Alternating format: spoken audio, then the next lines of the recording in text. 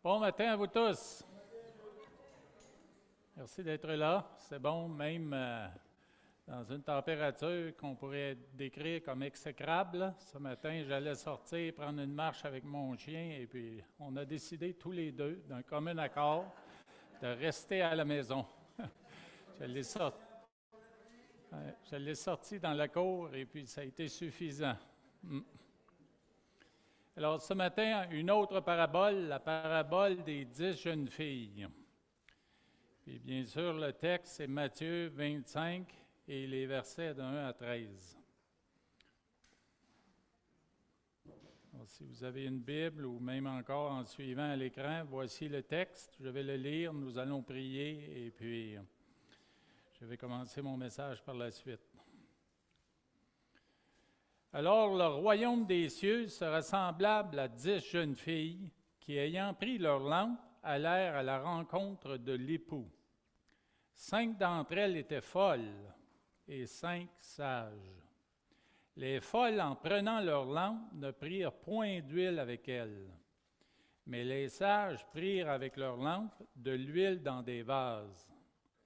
Comme l'époux tardait, toutes s'assoupirent et s'endormirent.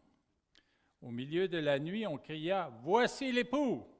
Allez à sa rencontre! » Alors toutes ces jeunes filles se réveillèrent et préparèrent leurs lampes. Les folles dirent aux sages « Donnez-nous de votre huile, car nos lampes s'éteignent. » Les sages répondirent « Non, il n'y en aurait pas assez pour nous et pour vous. Allez plutôt chez ceux qui en vendent et achetez-en pour vous. » Pendant qu'elles allaient en acheter, l'époux arriva. Celles qui étaient prêtes entrèrent avec lui dans la salle des noces et la porte fut fermée. Plus tard, les autres jeunes filles vinrent et dirent « Seigneur, Seigneur, ouvre-nous » Mais il répondit « Je vous le dis en vérité, je ne vous connais pas. Veillez donc, puisque vous ne savez ni le jour ni l'heure. » Dieu Tout-Puissant, nous voulons te remercier pour ta parole.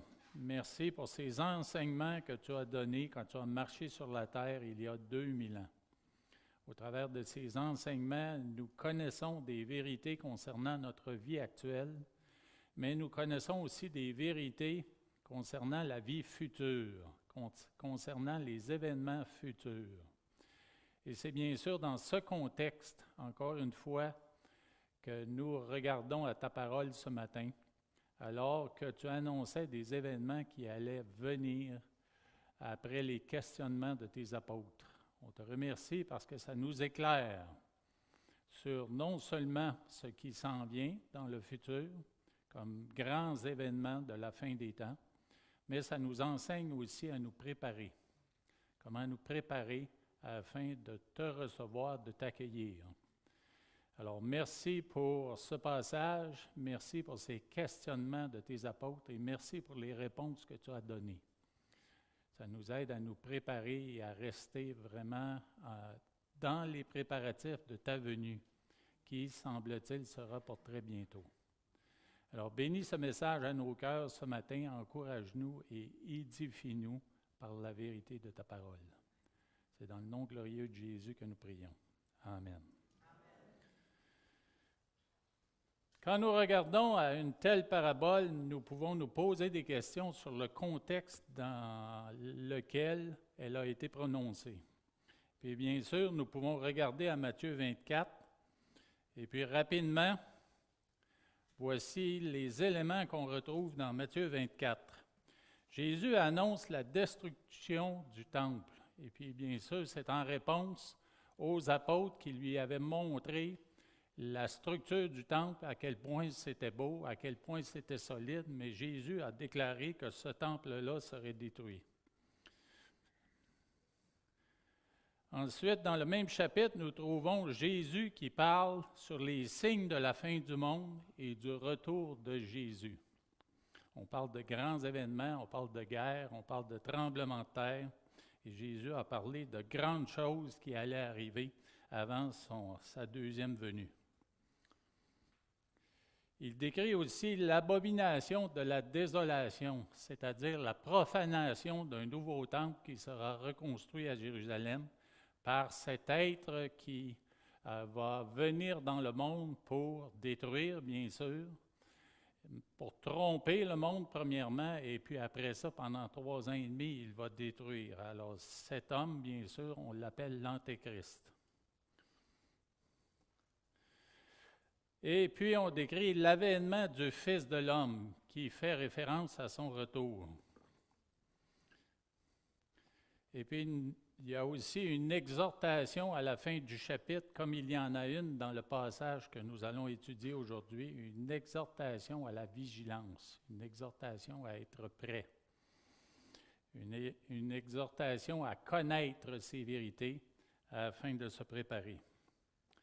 Et dans Matthieu 25, bien sûr, nous sommes là dans la parabole des 10 jeunes filles, les versets de 1 à 13. Et puis, par la suite, il y a la parabole des talents. Encore une fois, le jugement des nations par le Fils de l'homme. Et à la toute fin, bien sûr, il y a cette exhortation. Alors, nous voyons la parabole des 10 jeunes filles, c'est dans un contexte, bien sûr, de mariage, un contexte de noces. Et c'est pourquoi ce matin, j'aimerais juste apporter de petites informations sur le mariage traditionnel juif. Il comportait 3 étapes, vraiment. La première étant les fiançailles qui étaient habituellement organisées par les pères et ça concerne l'accord de mariage entre 2 familles, 2 personnes de 2 familles différentes. La deuxième étape, c'est la période nuptiale où il y a échange des vœux en présence des proches et des amis. Et la troisième étape, qui est la plus importante pour ce qui est du message de ce matin, ce sont les noces où toute la communauté est conviée. Et puis, dans cette étape, nous avons le marié qui se présentait avec ses témoins chez la mariée où ses demoiselles d'honneur attendaient avec elle. Il y avait ensuite ensemble le marié et la mariée avec toute leur cour d'honneur paradaient ensuite dans les rues pour proclamer le début imminent des noces, c'est-à-dire des réjouissances et de la fête. Et puis la procession débutait bien sûr en début de soirée et on devait se servir de lampes pour éclairer le chemin et attirer l'attention. Alors vous voyez que dans le processus, Jésus se sert de la troisième étape comme cadre pour ce qui est de cette parabole sur la fin des temps et l'avènement du Seigneur. Dans la parabole des 10 jeunes filles, nous allons parler ce matin des 10 jeunes filles, bien sûr. Elles sont très importantes puisqu'elles représentent la population du temps de la fin, alors que Jésus se prépare à revenir. Et puis, il y a l'époux. L'époux, on le reconnaît comme étant Jésus lui-même. Et puis, il y a la dernière étape, le dernier verset qui, là, est la mise en garde. La mise en garde qu'il prononce, non seulement pour ceux qui seront là à la toute fin, mais comme je dirai tantôt, pour ceux aussi qui, aujourd'hui, seraient confrontés à la fin de leur vie et qu'ils auront à considérer se présenter devant le Seigneur. Alors, voyez les quelques premiers versets, encore une fois. Le chiffre 10, dans la tradition juive, il représente la complétude. On parle dans la tradition juive de 10 hommes nécessaires pour célébrer la Pâque, pour établir une synagogue ou pour donner une bénédiction nuptiale. Bien sûr, dans le premier verset, on voit aussi les jeunes filles, traditionnellement, mais c'était des filles d'honneur qui étaient jeunes, chastes et qui n'avaient jamais été mariées. Et bien sûr, il y a les lampes qui servaient à éclairer le chemin et à identifier les participants spéciaux du groupe nuptial. Alors, dans la communauté, c'est important de reconnaître ces gens-là qui étaient les participants principaux de toute cette noce. Alors, bien sûr, les jeunes filles sont appelées à aller à la rencontre, c'est-à-dire se présenter de la manière qu'on se présente, de manière à accueillir officiellement une période, pas une période, mais une personne importante, un dignitaire. Bien sûr, il fallait se préparer en s'habillant en conséquence et faire tout le cérémoniel qui était demandé, qui était traditionnel pour cette cérémonie. Bien sûr, l'époux, c'est Christ qui est là en personne.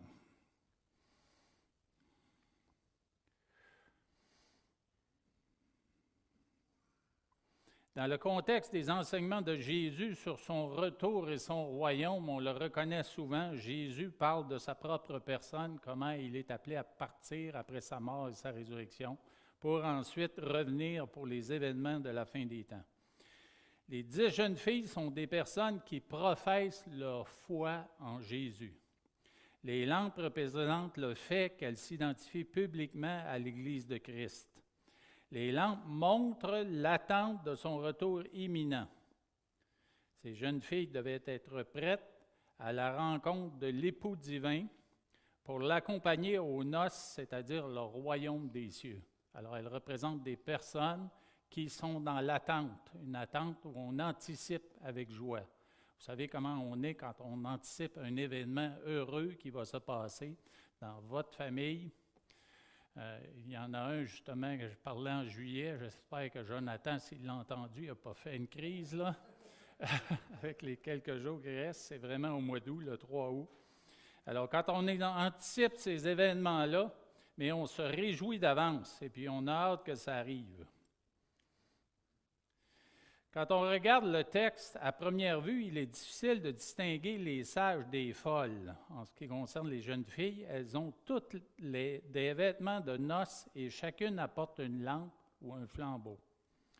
C'est une folie, par contre, de ne pas prendre de l'huile pour sa lampe. Un flambeau sans huile est complètement inutile. Dans Matthieu 22, les versets 11 à 13, il y a une invitation au festin d'un roi.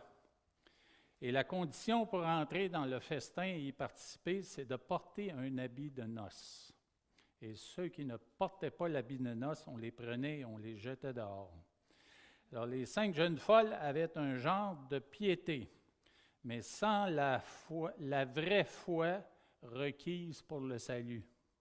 Elles n'appartenaient pas à Dieu. Dans 2 Timothée 3,5, il est écrit ceci. C'est Paul qui écrit à Timothée pour lui dire que des gens viendront et qui auront une apparence de piété, mais ils vont renier ce qui en fait la force de la vraie piété. Et il recommande de s'éloigner de ces hommes-là. Alors, ces jeunes filles-là qui étaient folles, mais ils représentaient un peu des gens qui n'avaient pas une piété qui était bien fondée en la personne de Jésus-Christ et en son œuvre. Dans Jacques 2, 17, il est écrit « Il en est ainsi de la foi. Si elle n'a pas les œuvres, elle est morte en elle-même. » Nous avons parlé la semaine passée du bon blé et de l'ivraie. Le bon blé qui produisait une bonne nourriture. Par contre, l'ivraie qui poussait en même temps que le blé, qui éventuellement était plus facile à reconnaître, qu'on pouvait arracher et brûler, mais ne produisait pas une bonne nourriture. Alors Jésus mettait en garde dans cette parabole contre ce qui est faux.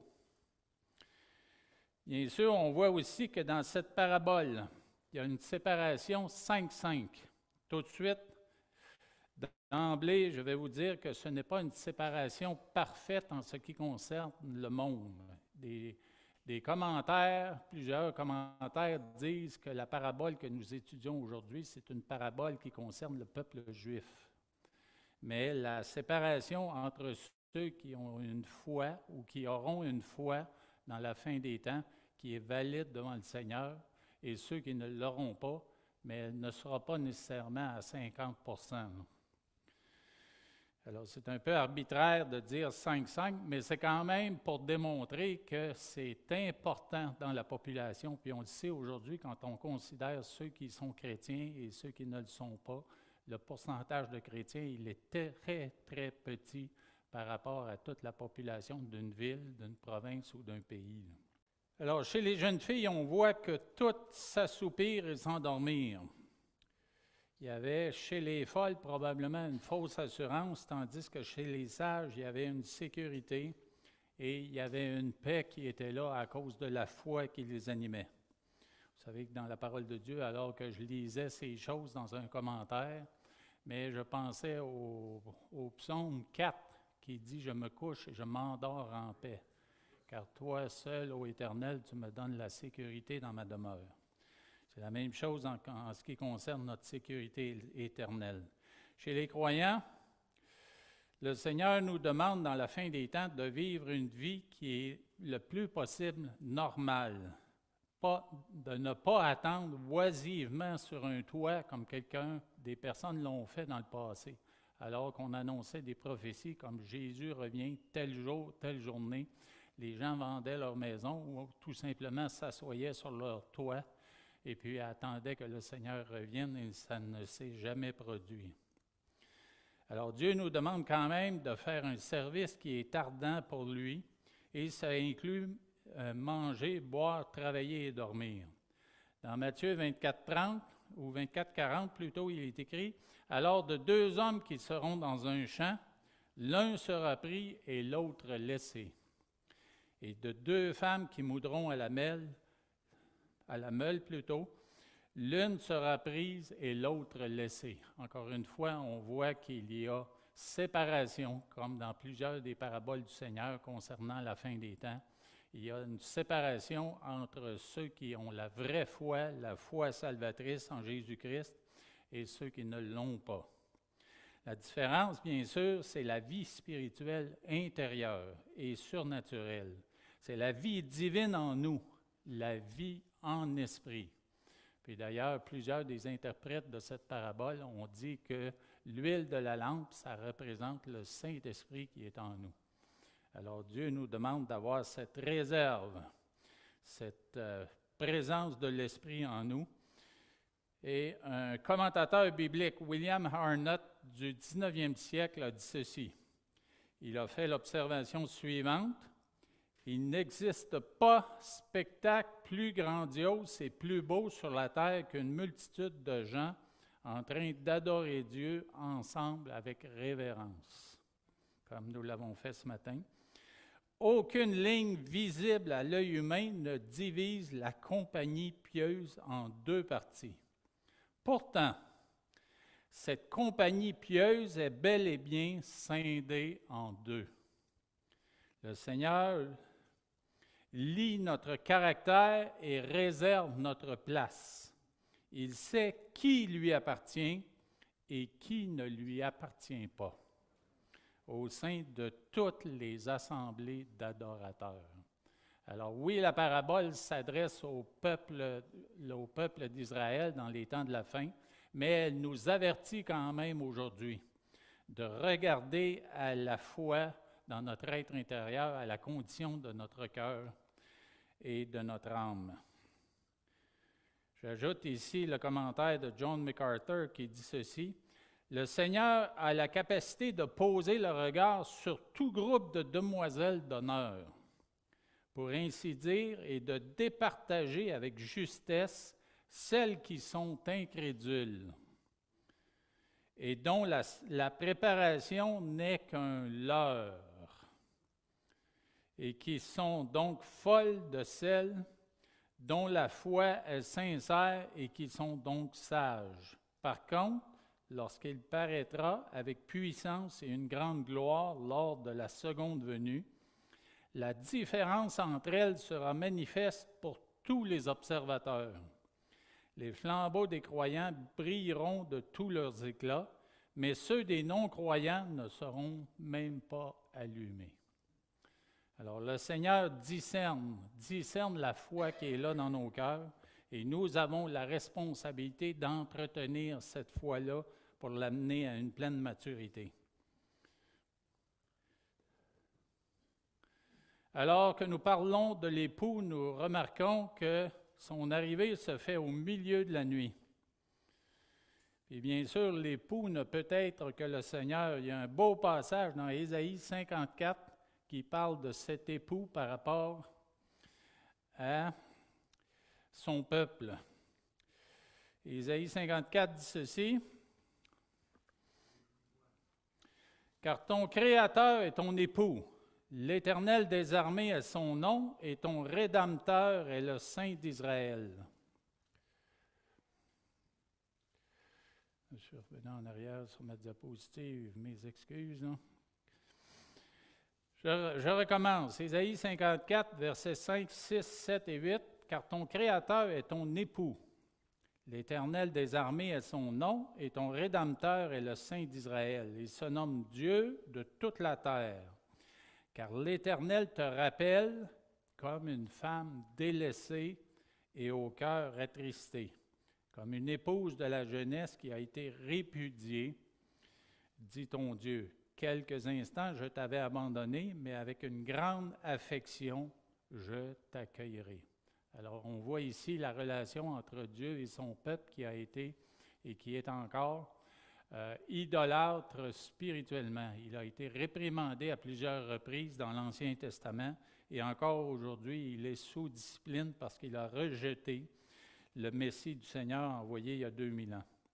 Et dans le verset 8 du même chapitre, « Dans un instant de colère, je t'avais un moment dérobé ma face, mais avec un amour éternel, j'aurai compassion de toi, dit ton Rédempteur, l'Éternel. » Alors, dans les derniers temps, Dieu ouvre à nouveau la porte pour se réconcilier avec les Juifs qui auront une foi authentique.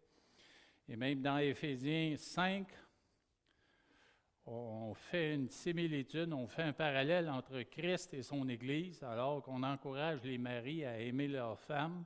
Aimez vos femmes comme Christ a aimé l'Église. Alors définitivement, dans le passage, cette parabole, Jésus-Christ est l'époux dont on parle. Bien sûr, au milieu de la nuit, ça souligne le caractère inattendu du retour de Christ. Dans ce temps-là, les gens vont s'attendre à son retour, mais pour ce qui est du jour et de l'heure, personne ne le sait. Et on peut faire un parallèle aussi avec cette activité dans Exode, le chapitre 12, où Dieu a frappé l'Égypte pour permettre à son peuple de sortir. L'Éternel frappa tous les premiers-nés dans le pays d'Égypte, depuis le premier-né de Pharaon assis sur son trône, jusqu'au premier-né du captif dans sa prison et jusqu'à tous les premiers-nés des animaux. Alors, c'était l'événement qui allait finaliser la délivrance des Juifs qui allaient sortir d'Égypte.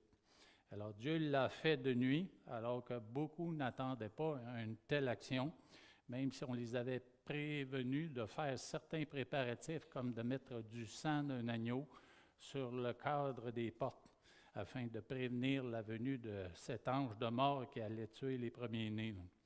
Alors, les jeunes filles savent que les dernières festivités des noces vont commencer.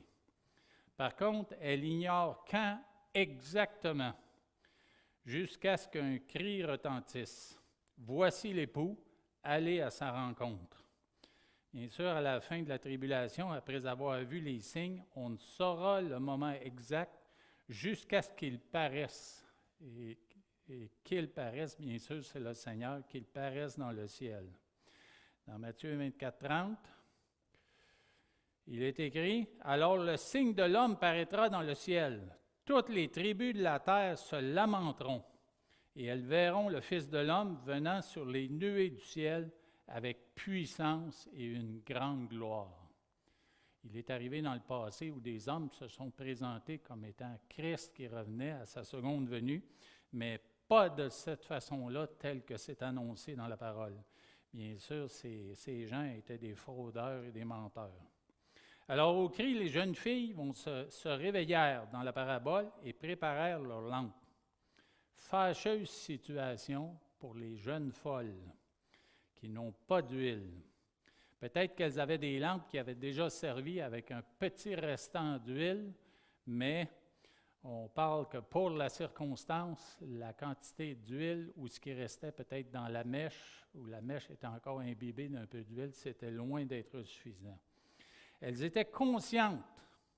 Elles le savaient qu'une lampe a besoin d'huile pour briller, mais elles ne s'en sont pas préoccupées. Nous connaissons en tant qu'enfants de Dieu bien des éléments de la parole de Dieu et nous savons ce que nous avons à faire pour entretenir cette vie spirituelle en nous. Malheureusement, il nous arrive régulièrement de négliger cet entretien. Alors, de la même manière qu'on peut le faire avec un véhicule automobile, il faut faire des entretiens spirituels dans nos vies, sinon, quelque part, il va y avoir une panne. Et cette parabole le démontre très bien que ces jeunes filles, dans leur esprit, savaient quelque part qu'elles avaient besoin d'huile, mais elles ne s'en sont pas occupées. Alors, elles sont dans une situation où elles doivent trouver une solution de rechange. Et quelle est la solution la plus facile? C'est de demander à quelqu'un qui en a de l'huile. Alors, au retour du Seigneur, il y a plusieurs personnes qui diront des excuses pour leur faible vie spirituelle. Ils n'auront pas prêté attention, comme au conseil de Paul dans 2 Corinthiens 13, 5, qui dit ceci: « Examinez-vous vous-même pour savoir si vous êtes dans la foi. Éprouvez-vous vous-même. Ne reconnaissez-vous pas que Jésus-Christ est en vous? À moins peut-être que vous ne soyez réprouvés. » Alors, le Seigneur nous demande de faire cette introspection spirituelle avec l'aide de l'Esprit qui, dans Psaume, a écrit par la main des hommes: « Sonde-moi, ô Éternel », la plume de David, je crois, « sonde-moi, regarde si je suis sur une mauvaise voie. » Alors, les décisions de ces jeunes folles, c'est d'essayer des choses, mais le refus des jeunes sages est là. Elles sont confrontées au refus des jeunes sages qui ont de l'huile, mais pas en quantité suffisante pour pouvoir la partager. Alors, le refus est-il égoïste? Probablement pas, parce que dans leur raisonnement, bien sûr, et le texte nous le dit, qu'elles n'en auraient pas assez pour elles-mêmes. Alors, la foi, bien sûr, on la considère dans cette situation. Et la foi, on peut l'expliquer. Notre foi, à nous, on ne peut pas la donner à personne. Si on prend l'analogie vis-à-vis de l'huile qu'on ne peut pas donner, on ne peut pas donner notre foi à personne. La foi, c'est par la parole de Dieu qu'elle vient dans le cœur des personnes et c'est Dieu qui crée cette foi-là dans le cœur des gens. Moi, je peux parler de l'Évangile aux gens, puis j'ai bien vite réalisé au tout début, alors que je voyais la vie chrétienne en rose, puis que tout le monde accepterait ce trésor que je venais de découvrir, j'ai vite réalisé que ce n'est pas comme ça que ça fonctionnait. Hein? Alors, ma foi, je ne peux pas la donner. Je peux partager la parole qui fait naître la foi. C'est comme la vie physique. Ma vie physique, je ne peux pas la donner à quelqu'un. Par contre, je peux peut-être donner un organe, donner un rein, donner de mon sang, donner de ma moelle osseuse, mais la vie comme telle, moi, je ne peux pas la placer dans la vie de quelqu'un qui souffrirait d'une grave maladie ou même serait mort. Il y a seulement Dieu qui est capable de faire ça. Alors, seul Dieu peut sauver et renouveler l'être intérieur. Le salut ne s'achète pas. Un beau verset dans Ésaïe 55 qui parle d'acheter, mais d'acheter sans argent. Il est écrit: « Vous tous qui avez soif, venez aux eaux, mais celui qui n'a pas d'argent, même celui qui n'a pas d'argent, venez acheter et manger. Venez acheter du vin et du lait sans argent, sans rien payer. » Pourquoi? Parce que c'est le Seigneur qui pourvoit, c'est Dieu qui donne. Alors, croire que naître dans une famille chrétienne est suffisant, c'est aussi une erreur. Nos enfants peuvent penser ça. Les plus jeunes qui sont ici dans la salle, vous ne pouvez penser que la foi de vos parents va vous sauver. Vous devez regarder vous-même au Seigneur, puis votre repentance, elle est personnelle. Vous ne pouvez pas emprunter de la repentance de vos parents. Dans Matthieu 7, 21, il est écrit ceci, « Ceux qui me disent, Seigneur, Seigneur, n'entreront pas tous dans le royaume des cieux, mais celui-là seul qui fait la volonté de mon Père qui est dans les cieux. » Et dans Matthieu 7, 22, « Plusieurs me diront en ce jour-là, Seigneur, Seigneur, n'avons-nous pas prophétisé par ton nom? N'avons-nous pas chassé des démons par ton nom? Et n'avons-nous pas fait beaucoup de miracles par ton nom? Alors je leur dirai ouvertement, je ne vous ai jamais connu. Retirez-vous de moi, vous qui commettez l'iniquité. » Alors, bien sûr, là, on fait la différence entre les gens qui vont accomplir toutes sortes d'œuvres, mais sans la foi salvatrice dans leur être intérieur. On en a parlé ce matin, on a un frère qui nous a encouragés à faire de ces œuvres comme témoignage pour les gens qui sont autour de nous, qu'ils voient la lumière qui est en nous, la lumière de Christ. Mais prendre ces œuvres-là pour espérer être sauvés, ce n'est pas la volonté du Seigneur. Dans ces versets de Matthieu 25, il est écrit « Allez plutôt chez ceux qui en vendent et achetez-en pour vous. Allez vers celui qui seul offre le salut. » C'est un peu l'insinuation qui est là, sauf qu'à ce moment-là, pour ce qui est de l'huile, les commerces étaient probablement fermés au milieu de la nuit. Il va arriver un temps où il ne sera plus possible d'être sauvé. Et c'est ce qui arrive quand une personne décède et qui n'a jamais considéré Jésus comme Seigneur et Sauveur. Mais cette période de grâce où il avait l'option d'accepter Jésus comme Seigneur et Sauveur, mais elle est terminée. Dans Matthieu, chapitre 13, les versets 44 à 46, il est écrit ceci, « Le royaume des cieux est encore semblable à un trésor caché dans un champ. L'homme qui l'a trouvé le cache et dans sa joie, il va vendre tout ce qu'il a et achète ce champ. Le royaume des cieux est encore semblable à un marchand qui cherche de belles perles. Il a trouvé une perle de grand prix et il est allé vendre tout ce qu'il avait et l'a acheté. » Alors, des versets qui indiquent à quel point le salut que le Seigneur nous a donné par Jésus-Christ, son Fils, mais il est précieux en nous. Il ne s'achète pas, mais quand nous l'avons, nous réalisons toute sa valeur et l'assurance et la paix que ça nous apporte. Le prix du salut, bien sûr, c'est peut-être le renoncement à tout mérite. C'est le renoncement au fait de proclamer que nous avons acquis ce salut par nous-mêmes, alors qu'on sait très bien que ce n'est pas par nous-mêmes, c'est par la grâce au moyen de la foi. Alors même Paul dit qu'il voudrait être anathème dans Romains 9, les versets 3 et 4, mais il ne peut dispenser la grâce qu'il a reçue.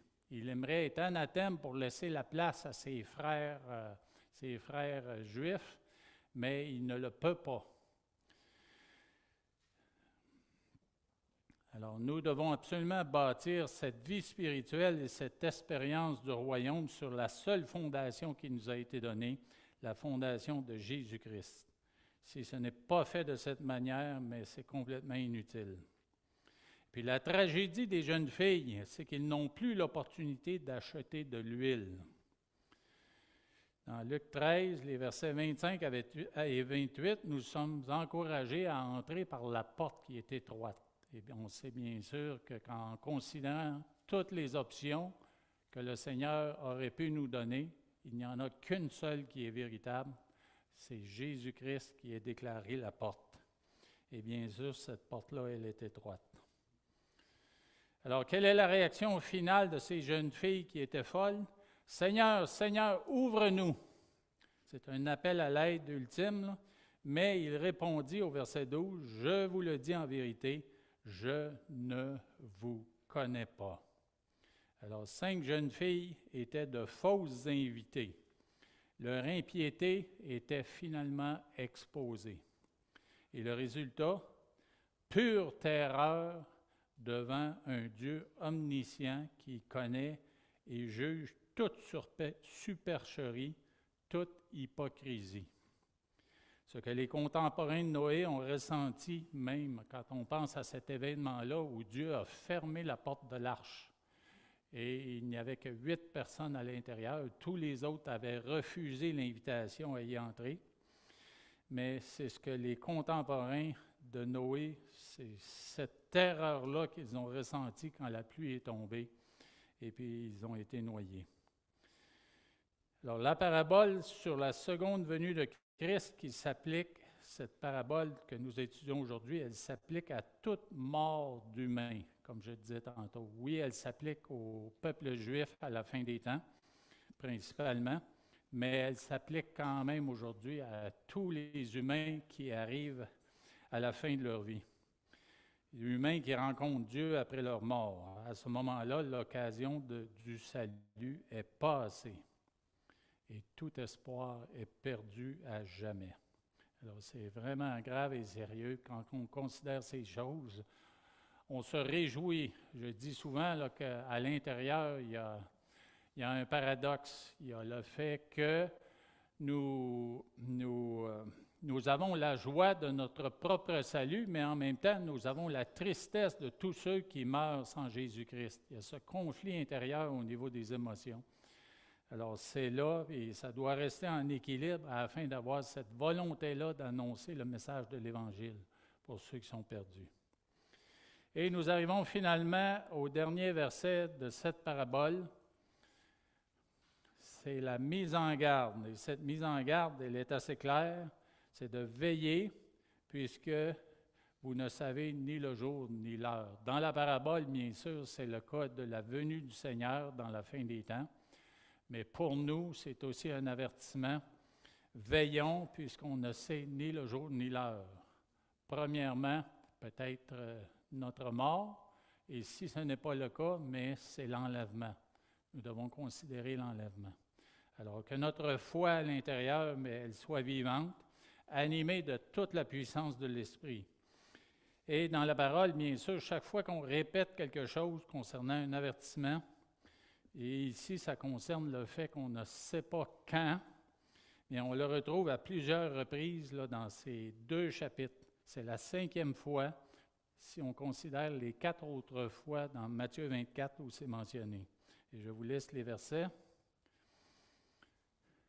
Pour ce qui est du jour et de l'heure, personne ne le sait, ni les anges des cieux, ni le Fils, mais le Père seul.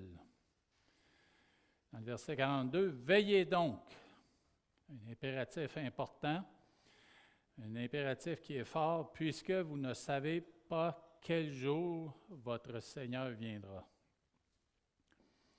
Dans Matthieu 24, 44, « C'est pourquoi vous aussi, tenez-vous prêts, car le Fils de l'homme viendra à l'heure où vous n'y penserez pas. » Dans la parabole des jeunes filles, bien sûr, 5 étaient prêtes et 5 ne l'étaient pas. Est-ce que nous sommes prêts? Prêts à la venue du Seigneur ou prêts à la visite du Seigneur si jamais nous sommes appelés à mourir avant son retour?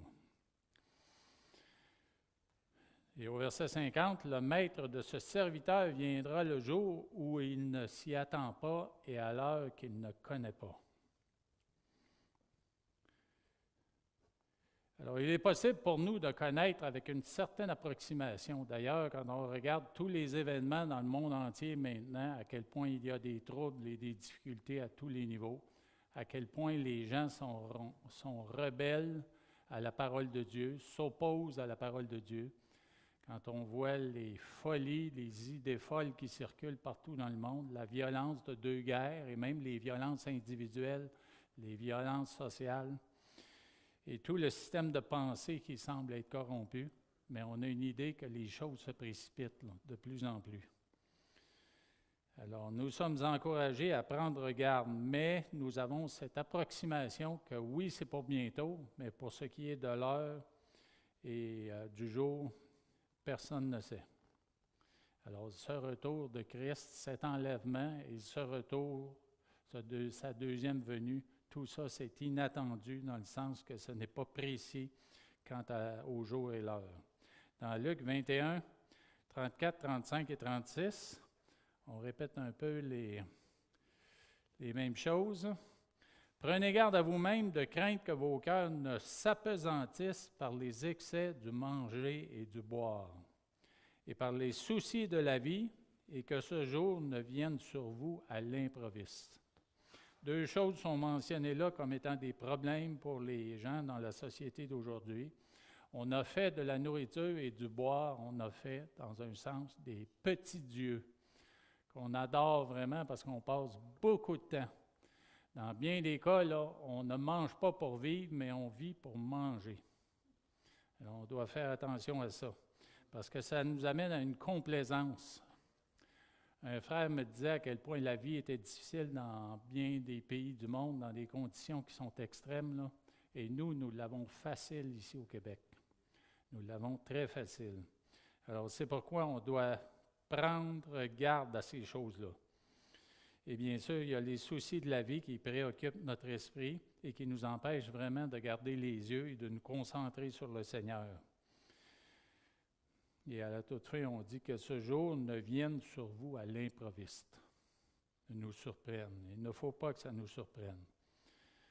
Dans le verset 35, « Car il viendra comme un filet sur tous ceux qui habitent sur la face de toute la terre. » Bien sûr, on sait ce que c'est qu'un filet. Un filet, ça nous rend prisonniers.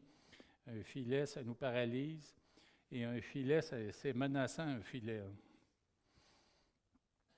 Et le dernier verset 36, encore une fois, les impératifs qui sont forts. « Veillez donc, et une manière de veiller, c'est de prier en tout temps, afin que vous ayez la force d'échapper à toutes ces choses qui arriveront et de paraître debout devant le Fils de l'homme. » Alors, comment se fortifier dans notre être intérieur, dans la prière, dans la parole, dans la méditation, et puis en se détournant là, de toutes ces distractions qui peuvent être là dans le monde. Soyons prêts, soyons comme les jeunes filles sages, et non pas des jeunes filles folles, ou des jeunes hommes qui sont fous par rapport à ceux qui sont sages. Seigneur, nous voulons te remercier pour ces encouragements qui sont là dans cette parabole, à rester prêt, à être prêt. Donne-nous la sagesse de garder nos yeux fixés sur toi, de chercher à ta volonté, et puis de nous détourner des distractions ou des plaisirs de ce monde qui viennent nous engourdir, qui viennent nous assoupir et qui font en sorte que nous manquons les opportunités que tu prépares d'avance pour nous, de ces œuvres, d'accomplir ces œuvres selon ta pleine volonté, afin que des gens puissent reconnaître que tu agis en cette génération et que tu transformes des cœurs et des vies. Nous te prions encore une fois pour une récolte d'âmes au Québec, afin que des gens en arrivent à te connaître comme Seigneur et comme Sauveur. Donne-nous d'être des lumières puissantes, un sel qui a une saveur, un sel qui préserve les vies pour la vie éternelle. Et finalement, Seigneur, je voudrais te prier pour ces deux jeunes hommes qui vont se faire baptiser dimanche prochain. Je te prie, ô Éternel, que leur engagement soit ferme, qu'ils soient solides dans la foi et qu'ils demeurent un témoignage dans leur famille, au travail, à l'école, partout où ils seront. Qu'ils soient des piliers dans ton temple, des hommes de Dieu qui vont avoir un impact dans leur génération. C'est dans le nom glorieux de Jésus que nous prions ces choses. Amen. Bon dimanche, bonne semaine.